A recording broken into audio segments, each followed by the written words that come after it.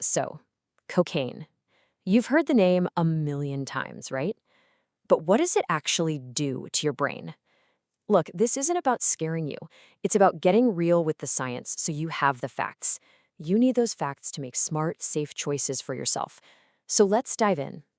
Yeah, that's the big question, isn't it? We're going to peel back the layers and look at what's really happening on a chemical level right inside your head when this drug shows up. That's the core of what we're breaking down today. All right, so what is cocaine? At its core, it's a really powerful stimulant that comes from the cocoa plants. And that word, stimulant, that's the key here. Think of it like this. It slams the gas pedal on your body's systems, sending absolutely everything into overdrive. Okay, and before we get into the nitty-gritty, let's just get three things straight right off the bat. One, it's illegal. Two, it is incredibly addictive. And three, it is especially dangerous for young people, for a developing brain. And look, these aren't just opinions, okay? These are the solid baseline facts we're working with here. So, you might be wondering, how does it actually do all that? Well, it's not magic, it's straight up chemistry. Cocaine literally hijacks your brain's normal communication system, and it does this by going after one specific chemical, one I bet you've heard of before. Yup, that chemical is dopamine. You can think of dopamine as your brain's own personal good job system. It's a chemical messenger, a neurotransmitter, that gives you that little jolt of pleasure when you score a goal or eat something amazing or just laugh your head off with friends. It's totally normal and super important for feeling happy and motivated. So normally, your brain is really efficient. It releases a bit of dopamine, you feel good, and then it kind of vacuums it back up for later. It keeps everything in balance. But cocaine comes in and throws a wrench in the whole system. It basically blocks the vacuum cleaner, so the dopamine can't get recycled. It just builds up, creating this massive, unnatural flood. That's the artificial high.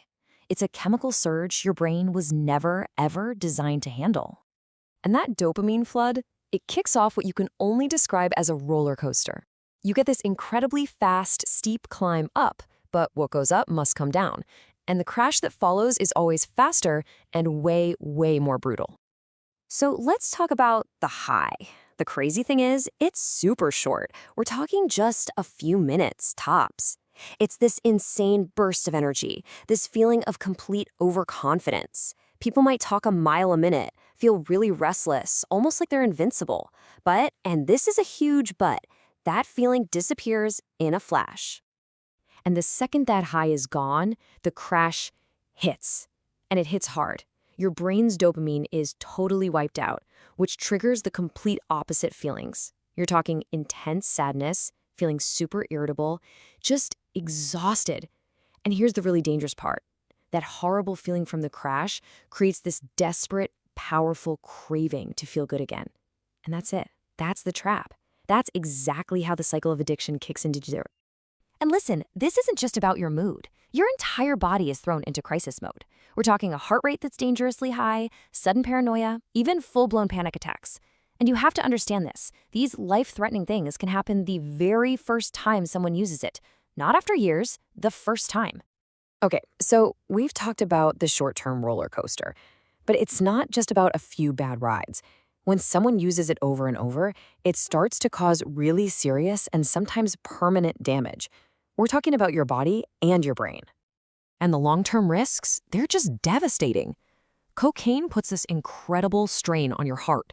It can lead to heart attacks, to strokes, and yes, even in young, otherwise healthy people. And that's not all. It can cause lasting problems with your brain, like messing with your memory, making it impossible to concentrate, and it can lead to chronic long-term anxiety and depression. Now, if you take away one thing from this, let it be this. Cocaine literally damages the brain's ability to feel normal pleasure. The brain's reward system gets completely rewired. Eventually, it doesn't just want the drug to get high, it needs the drug just to feel normal. And all the things that used to make you happy, hanging out with friends, playing a game, they just don't do it for you anymore. They feel flat. And we have to talk about a huge danger that exists right now, today. It's becoming more and more common for cocaine to be secretly laced with fentanyl. Fentanyl is an insanely powerful synthetic drug, and it can be instantly fatal. This means someone can think they're trying cocaine once and die from an overdose without ever even knowing what they truly took. It's a deadly game of Russian roulette. So let's bring this back to you. Why is all of this an even bigger deal for a teenager?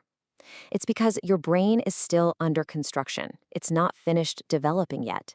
And that makes it especially vulnerable, almost like a building with no roof in a rainstorm, to the kind of damage cocaine can cause. The specific part we're talking about is called the prefrontal cortex. It's the bit right behind your forehead. And you can think of it as the CEO of your brain. It's the boss.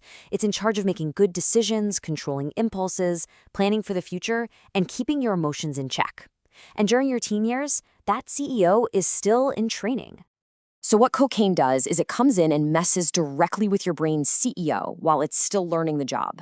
It completely short-circuits your ability to make good decisions, so suddenly dangerous risks seem like no big deal. It just wrecks your impulse control, which is your main defense against addiction. And it sends your emotions into total chaos, causing these wild, severe mood swings. So when you put all the pieces together, the chemical hijack, the brutal crash, the long-term damage, and especially the risks to a brain that's still growing, the conclusion is pretty unavoidable, isn't it?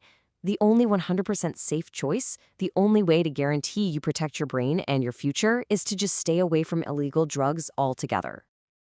And that really leaves us with just one final question for you to think about.